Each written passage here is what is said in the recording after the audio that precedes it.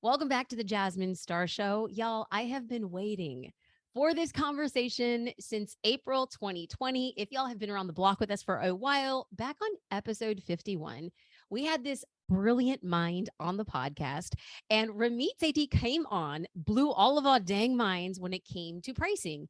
And he broke down how to price your product or service.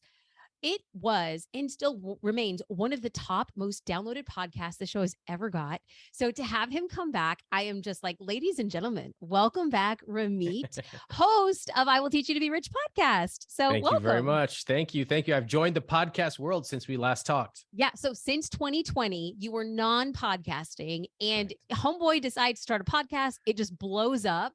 And now you're back on this podcast. So how has podcasting been for you? All my friends have been telling me for about 8 years that I need to start a podcast. And I was like, yeah, I know I probably should, but I didn't know what my idea was. I didn't feel like I was the best interviewer, and I didn't want to do what I saw other people doing much better than I could.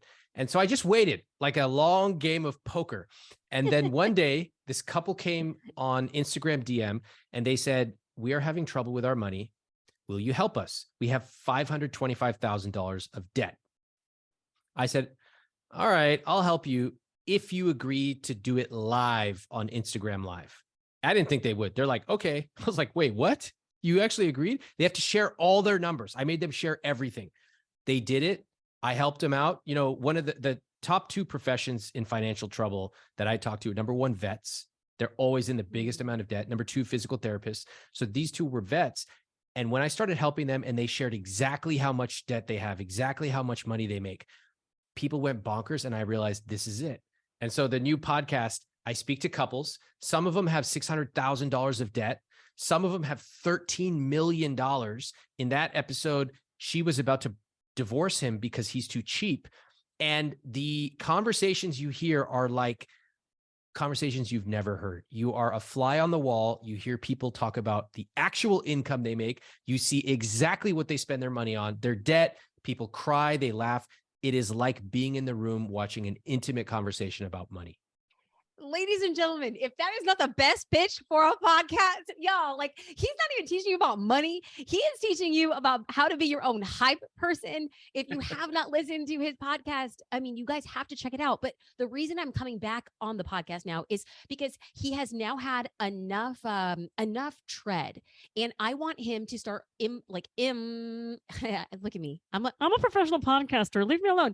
I want you to infuse these stories in these situations that I'm going to be presenting. So think of it as like an amoosh boosh. We're going to have like a bit of a taste test before you dive fully into his podcast. And what we're going to do is we're going to talk about money and relationships, but then we're going to add a little bit of our own sabor. Okay. It's going to be money and relationships when it comes to people, two people or one person in a relationship who are entrepreneurs. So I'm going to be giving him examples and I kind of want to break down what this looks like, but we're going to start, if you don't mind, with a recent Instagram post.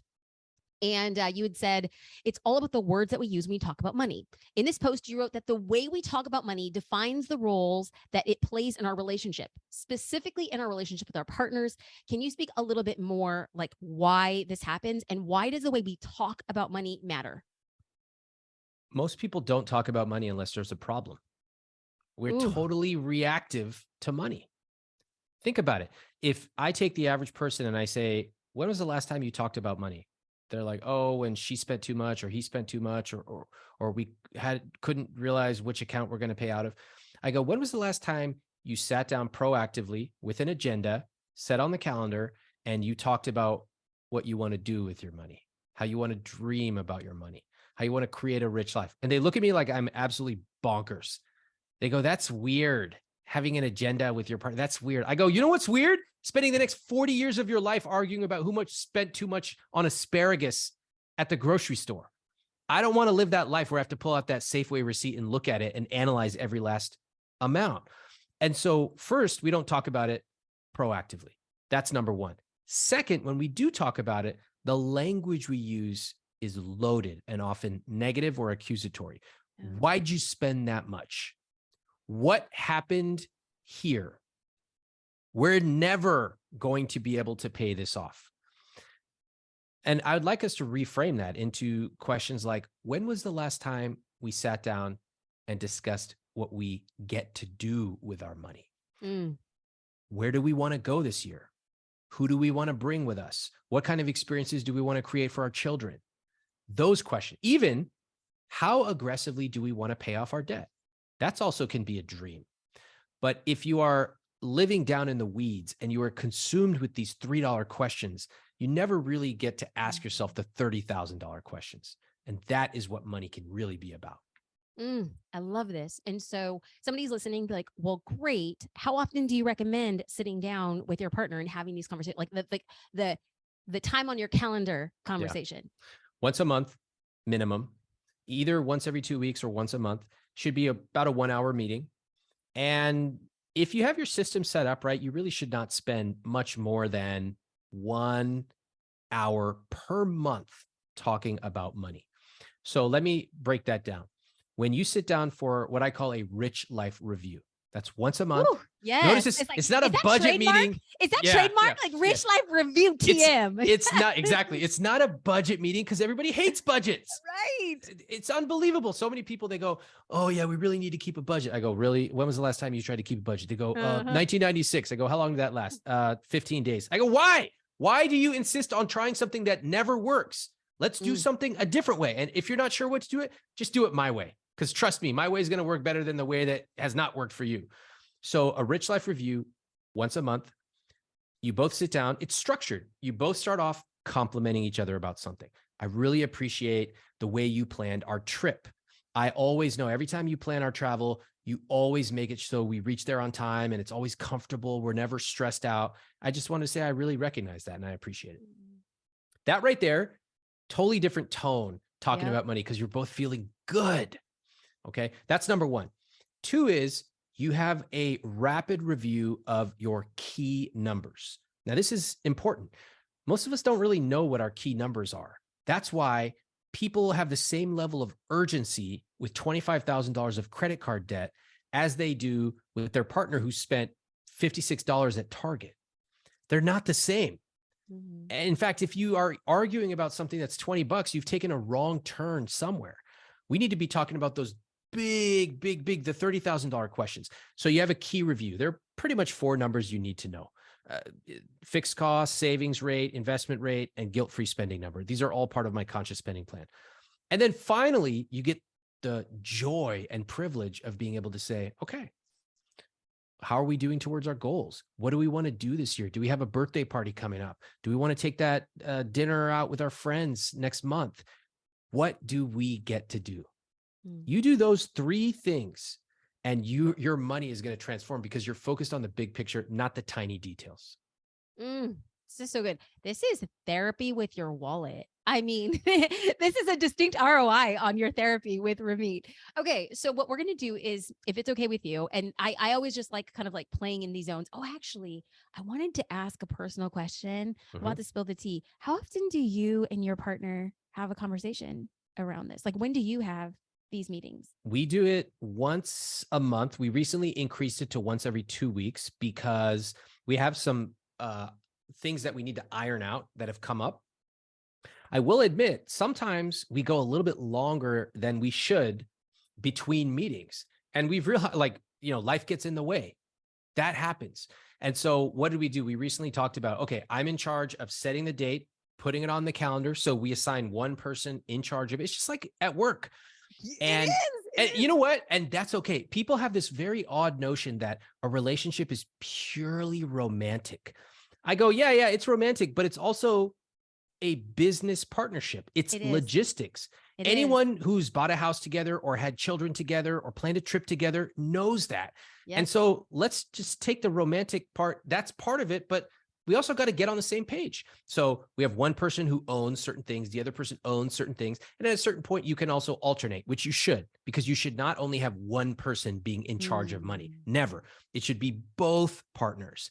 So that is how we do it. I love that. Thank you so much for speaking into that and speaking into it so candidly. And even if you're like, no, I refuse to not infuse romance into these financial conversations. Well, let me just tell you, there is nothing sweeter. Like, let me stick my tongue down my husband's mouth when he's like, look at our vacation fund. I was like, yes. So like, let's just be real about that. So Yeah. in this conversation, but thank you for being so candid. That was really awesome. So Yeah. there's a myriad of listeners, and we're going to break them into 4 different categories so that we can self identify in our partnerships and also speak to the person who's not in a partnership but wants to best prepare for these types of conversations when and if that time comes in the future. So, I want to talk about a new entrepreneur. They're considering starting their own business or growing kind of like their side hustle. And so they know it's going to come at a bit of a financial cost. What is the best way for them to approach this conversation with their partner, and how do they bring it up? What do they focus on? Last time in our conversation, you were really great with giving us things to say Yeah. that really empowered the listener. So what might this new entrepreneur say? How do we All navigate right. that conversation? I'll give you the psychology first, and then I'll tell you exactly what to say. Yes. The psychology of the person considering being an entrepreneur is it's likely that they are concerned. How do I know this is going to work? What if I have to take a dramatic pay cut, Yes. etc.? Here's what you need to know. It's your responsibility to figure these things out. You can talk about them with your partner. You can ask him for help, but it's your responsibility as the person who's considering starting something to be the leader in bringing these conversations up. That's it. Hear me loud and clear. It is your responsibility. So you have options. You might be staying at your full-time job and doing this on the side. I like that approach. I think it's really healthy. Or you might be leaving to go full bore onto this business. I don't love that idea, but okay, if some people do that, they lose all their income and start a business, fine. The way that I would approach it and what I would say is I would go to my partner and I'd say, I've been thinking about this for a long time. I know we've been talking about it, and I think it's the right time. I'm ready to start my business. I have an idea. I've proved it with 5 customers, but I do want to talk to you about what this would mean for us, because it's got to be something that we both support and go into eyes wide open. Would you be open to talking about that? Partner's going to say yes. You say, great. I see 3 major issues. The first one is just going to be time. If I do this, it probably means that I'm going to have to spend Monday, Wednesday, and Friday for 3 hours after work focusing on my business, plus half a Saturday. That would mean that we can't go out on Friday nights like we used to. And I would want to just be totally upfront with you. I want to make sure that we talk about this now instead of later. So you talk about that. The second issue would be risk. It's possible that this just doesn't work, or it's possible that me working on this might compromise from my job. Here's my plan for that not to happen. What do you think? Am I missing anything? And third is money. If I'm leaving my full-time job, that's going to mean that we're losing $4,000 a month. Here's my plan. I have savings, or I am planning to do this for 6 months. If I'm not hitting $3,850 within 6 months, I'm going to go back and get another job. How do you feel about that? Notice that in all of this entire thing I just told you, you are the one coming with a plan, identifying the risks. You should be doing all this work before you ever sit down to have a conversation with your partner. And then you're totally receptive to what your partner needs. Your job is not to convince your partner. That is not your job. Your job is to identify all the risks, to ask them to identify any you may have missed, and then for both of you to make a decision, ideally together. Ooh. And like the church is like, hey, man. I mean, this is just so powerful with these actionable steps and tips. And to infuse a little bit of like a real life situation, what I hear is like, hey, think about the worst case scenario and then ask and invite your partner to have an opinion or weigh in. Just this past weekend, I've been given an opportunity to hang out with a group of entrepreneurs, and I really wanted my daughter and my husband there. However, things get complicated because we are co-founders, and I'm like, let's have a conversation around what it looks like to take our daughter. We're not talking about finances, but when we go back into we're having a business relationship as you start a family, these are the conversations. And very similar in this situation, because just like a new business owner, this is the new time, like the first time that I am stepping into a time where I am not going to be present as much. And I need to lay out all the risks all the time. And then the additional investment that it would take for me to be there. So these three key factors, not just playing finances, but as you start building your family and as you start growing your business. So thank you. Yeah. That was Yeah. amazing. Now, let's talk about a person who has started a business, but they haven't been making a lot of profit quite yet. A little bit of traction. Let's say this person has a partner who doesn't quite understand what they're doing and is starting to get frustrated with the lack of money that's coming or not coming in. What are some scripts or ideas this person can use to have a healthy conversation? I find that the psychology of people in this situation, specifically entrepreneurs, is very inwardly focused versus focused on their partner and their Yes. family. Yes. So they're obviously frustrated as an entrepreneur who's starting out and is not making what they thought they would. And so they often will say things like, I just need a couple more clients. It just takes a few more months. It just will take longer. And the partner's like, listen, you've been saying that for the last 12 months. Why is anything going to change? And so the entrepreneur will get frustrated because they're not being supported by their partner emotionally or otherwise. And this is a recipe for disaster. I've spoken to couples like this on my podcast. One of them I discovered was doing a business that had very little chance of succeeding. She'd been doing it for like years. She was making basically nothing. It was very clear from the outside that this business was going nowhere. It should just close down. Remember, sometimes the best thing you can do in life is to stop doing something, because life is too short to be failing at something for years and years if it's important to you. On the other hand, sometimes you're right around the corner for some success. And if you give up too early, it's a tragedy. So the script of what I would say is to get honest with yourself. First of all, is this working or not? Ooh. If you're not honest about something not working, then all the rest of the stuff you're going to say is just BS. Let's say that you used to make $5,000 a month at your 9-to-5 job. Okay. Let's say you've started this business and you're currently making $700 a month and you've been doing it for a year. That's not working. That is not working. We have to be honest. Now, if you were making $4,700 a month, sure, you're close, within striking distance of what you used to make. But if you are taking home a tenth of what you used to make after a year, that's not working. So you need to decide what is working and what is not for your family. And that is based on your fixed costs and what you both agreed on way early on. If you didn't agree on it, now's the time. Second, you can go to your partner and say, look, I realize that I haven't checked in enough about the state of my business. And I realized if I were in your shoes, I would feel a little lost because you don't know how my business is going. You don't know what's working, what's not. And it's my job to tell you that. So if you're open to it, I'd love to share that. And I'd love to get your thoughts. Partner goes, yeah, thank God. Okay, yes. You go, all right, when I started off, here's the goal I set out for myself. Okay. Unfortunately, I have not reached that goal. And I spent the last couple of days really analyzing what's working and what's not. And here's what I realize. Right now, I have 3 clients. In order for me to hit my goals, I need to have 30 clients. So this is what I've decided. I'm going to give myself 4 more months. If I can get to 25 clients, I will keep going. And what that means for us is soon I would be able to contribute X thousand dollars a month. We would be able to travel and XYZ, et cetera. But if I can't achieve that within 4 months, then I'm prepared to shut this down and focus on the next thing. And that could be getting a job or starting another idea. The point is, you need to give some certainty as an entrepreneur to your partner, because entrepreneurs are by definition going through uncertainty, but it's triply uncertain for your partner. And it is your job as the entrepreneur to over communicate with your partner. That's so good. And these scripts are very helpful.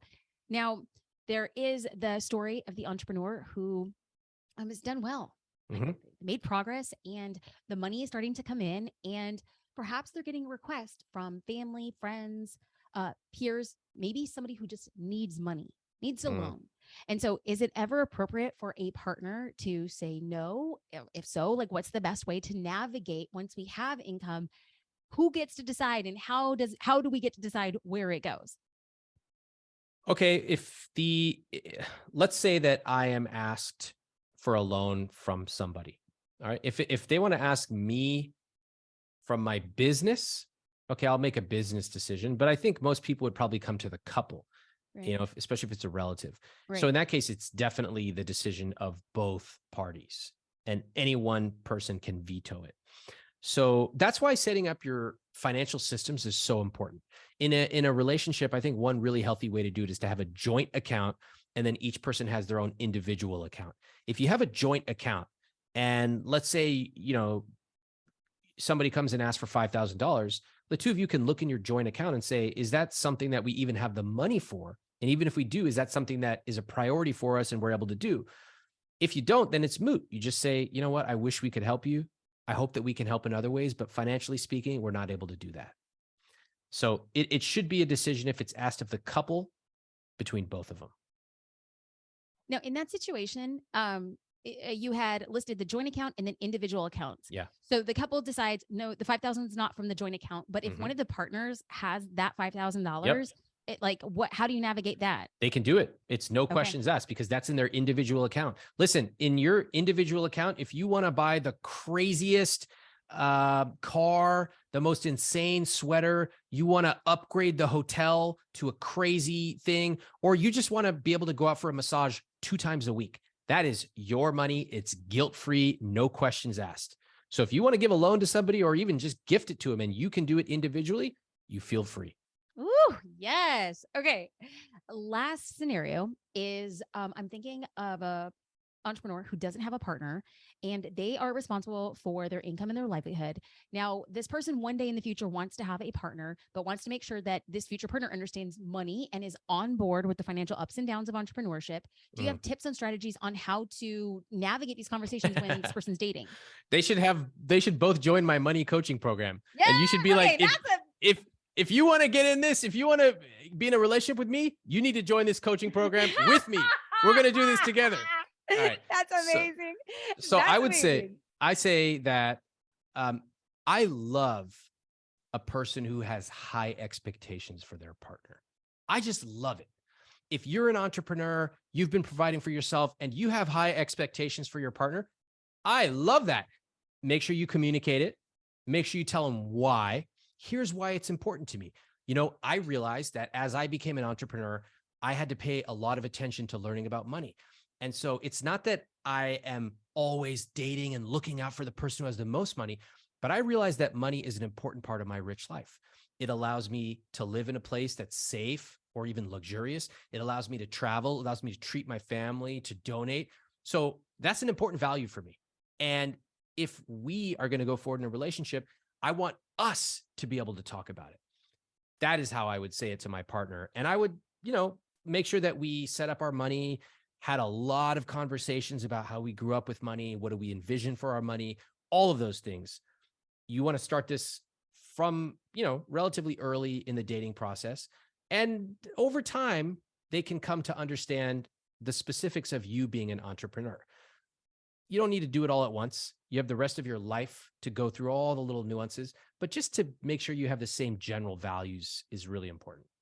I love this. And for anybody who's listening and you're already in a partnership, my husband and I, we got married, but we were high school sweethearts. So we didn't have like the adult-like conversations on how we navigated money. And it wasn't until a few years into our marriage when he was asking these really simple questions that I was like, well, obviously we all hide cash in a pillowcase under the closet, under, a stack of folders, obviously. And he's like, where is this coming from? So having those conversations of the stories that we tell ourselves and how we grew up around money is a conversation that can happen at any given point in time. Yeah. And it kind of leads me to the next thing, because after your first year of the podcast, you wrote on Instagram kind of like a reflective, and this is a quote: "Personal finance can seem complicated, but most issues are linked back to 2 core influences: how people think and feel about money. We tend to overvalue math and undervalue psychology in personal finance. end quote. So can you break this down a little bit more? Like, how do you see the psychology play out in personal finance? And then how do you see this play out in the relationship between partners? We did have that conversation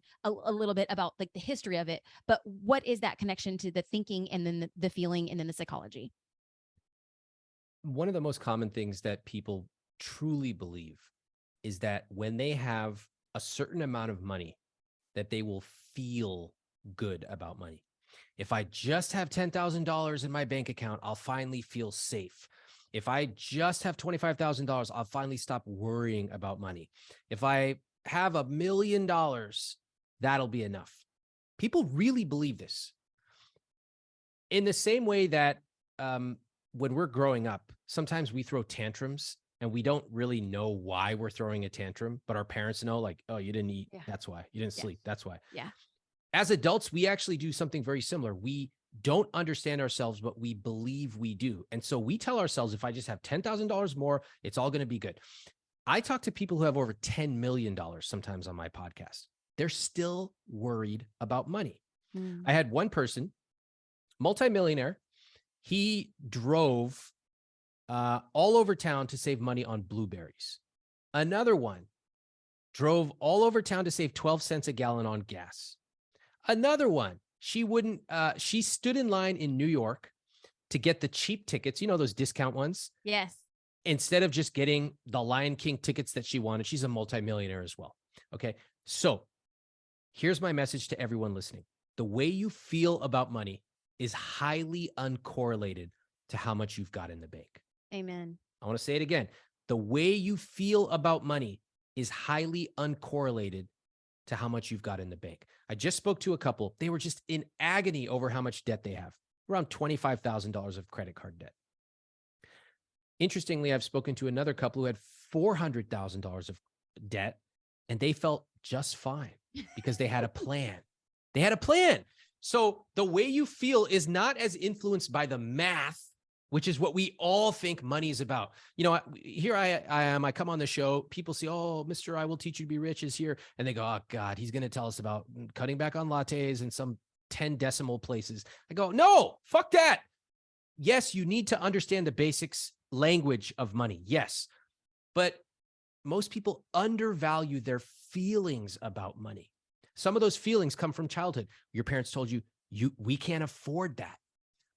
That's for rich people. We don't talk about money in this family. Mm-hmm. So you grow up 40 years later, you have money in the bank or you're an entrepreneur and you still worry about money and you cannot figure out why. And so you tell yourself, ooh, if I just have $10,000 more, you got to go back. You got to look at what happened growing up.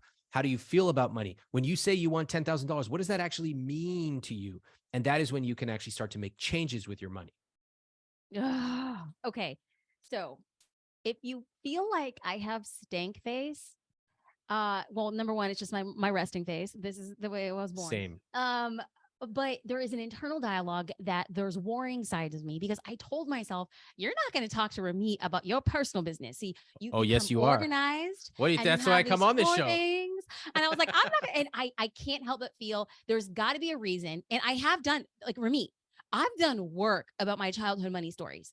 And as a testament, I'm just going to be real. This is the podcast. I'm going to come up 100% unvarnished. I have talked openly about growing up poor. I have talked about the money issues. I have done deep work around it. Now, here's the crazy thing. When it comes to our business, my husband and I meet with our CFO at minimum once a month. I know numbers down to decimal points. I know profitability. I know trends. I am in the numbers. And when it comes to our personal finances, because he and I were structured as a business, we both get paychecks. And when it comes to our personal finances, Ramit, I will put on blinders. I am just like, I don't want to look at our finances. Just tell me things. Tell me how it's going. I want to abdicate 100% of that responsibility. What do I do? Like, what is my script to myself, first and foremost? Because my husband's just like, do you know, Ramit? I will act a fool. I know, I'm so embarrassed. I'm saying this because I'm going to change. I'm saying it because when you say something out publicly, it forces you to change. Yeah. I have refused to memorize our bank login information because I don't even want to see the accounts. Yeah. That's weird. It's not that weird. I know you're an avoider. It's totally normal. So I'm going to share a couple of examples just to show you that it's not weird.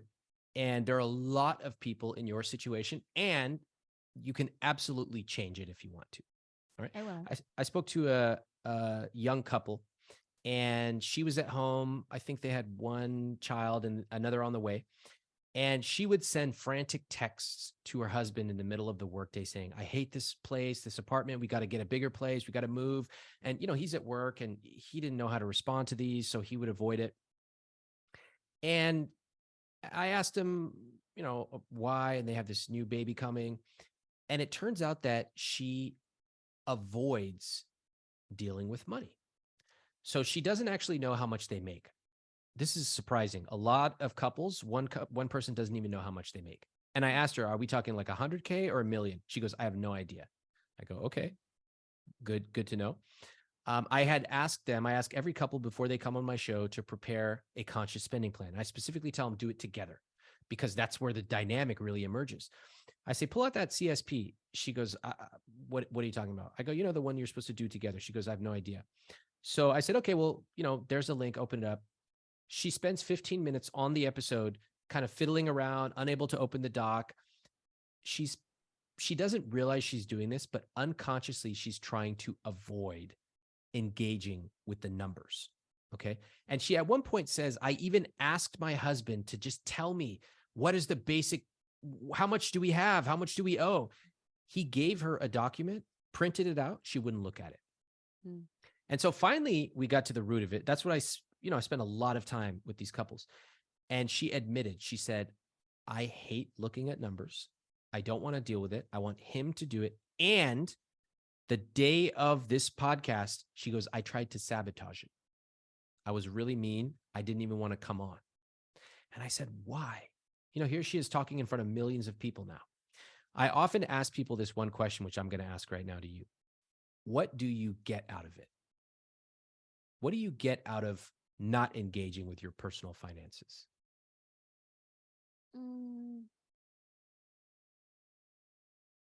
I feel, and it's a feeling, not rooted in reality, is I feel like we have freedom to do anything, that anything is possible. And in the past, money has always, as a child, money was a restriction. We could not do because we did not have. And so as an adult, as two successful adults, I look at money as like, if we have that, then that must be a barrier. And I don't want to dwell. I want to dwell in impossibility. So two things I heard from that. First, that you believe that feelings are not real. Did you catch that? Yes, I did. It's not true. Your feelings are very real. They might lead you astray, especially if you don't pair them with actual numbers sometimes, but they're real. So I never try to get people to stop feeling that way. Instead, I try to ask them, where did that come from? Which is the second point. The way you see money, informed by your childhood, is that it's a source of restriction. So if you avoid it, what does that mean?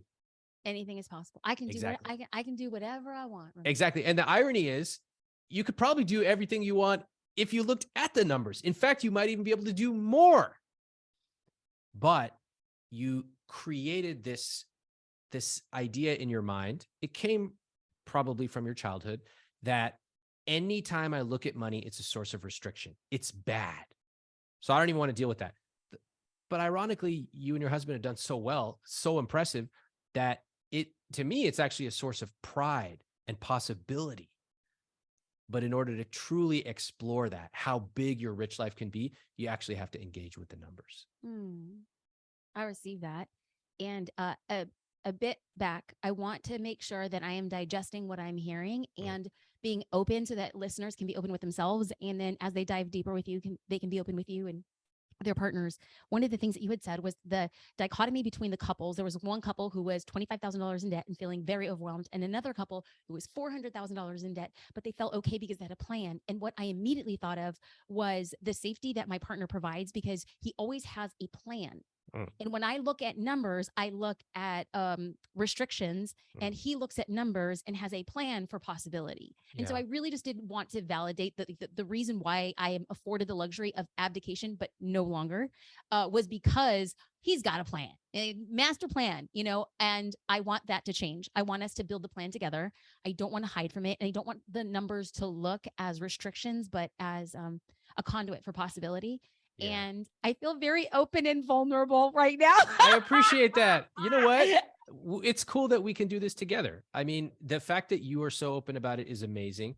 And as you can tell, like, I'm not here to judge anybody. My Right. goal is to show people, regardless of what number you have, regardless of how you feel about money, that you should live a rich life. And that Mm, in your case, it's a tragedy to live a smaller life than you have to. You know, mm, I remember when my wife and I started talking about money. And when we got together, I had been running my business for a long time. All right. And because of my business and good decisions and also a lot of luck, I had accumulated, a net worth. And it would have been very easy for me to be the money guy in our relationship. It would have been really easy. In fact, tell you the truth, it would be easy right now if I just did the finances in our relationship. But from day one, I told her, I don't want that. And there are a few reasons. One day I'm going to die. That's just mm. life. Yeah. And if I leave you defenseless, not knowing how this works, you're going to be prey for the financial industry. Okay. And that happens a lot Yeah. now. I speak to a lot of couples and primarily women who were not given the same level of access and also did not take the same level of access in their finances. Their partner passes away and they are defenseless. They don't understand how 1% to a financial advisor means 28% of their returns are going out their pocket in fees. Nobody knows that. Okay. Second, I told my wife, I want us to do this together because we need to create this life together, right? We need both of us to participate. And three, it's just a lot more fun. It's Mm, just more fun to have a partner doing it side by side. it is. So yeah, it would be easier in any relationship. There's usually one person who empties the dishwasher or one person who takes out the trash. I get that. That's normal. But money's not like that. It's much more like parenting, where it is so fundamental that both partners have to be involved. That is why I insist both partners get involved. Mm. Ramit, thank you. Very personal for me. Like, whoa, hit me outside of left field. Thank you for doing this for me. I think that selfishly, you have given me the greatest gift, and I look forward to sharing with other people, but also being able to do it on the podcast. And then you sharing openly for people who do want to go deeper with your coaching philosophies and your podcast. Like, please, please, please, where do we go? um, the first thing I would do is invite people to just go to the I Will Teach You to Be Rich podcast, find the episode that speaks to you, whether it's somebody in debt, whether it's the person who wanted their partner to pick up the dinner check, whether it's the couple with $10 million of net worth. There's dozens and dozens of different couples, different socioeconomic status, different sexuality, geography, everything. We really go all over the world to find these couples. Listen to a couple of episodes. And then if you want help actually improving your money, go to our money coaching program. It's in all of our show notes. It's iwt.com/money coaching. And that's where I do this live every month, where I help my money coaching students really get the nuts and bolts of personal finance under their control. Ramit, thank you. And you're a great Instagram follow at Ramit. Like, shout out there. Thank So you. there you go. Thank you very much. Like always, I can't wait and hopefully less time next time I to would have love you it. back, because you are a game changer, you're a life changer, and you're a money changer. So thank you, Ramit, for being on the Jasmine Star Show. Y'all, tag Ramit in what you have learned. Like, please, please, please, please spread the goodness that he has so generously shared here. Much love, much blessings, gratitude. Thank you, Ramit. Thank you so much.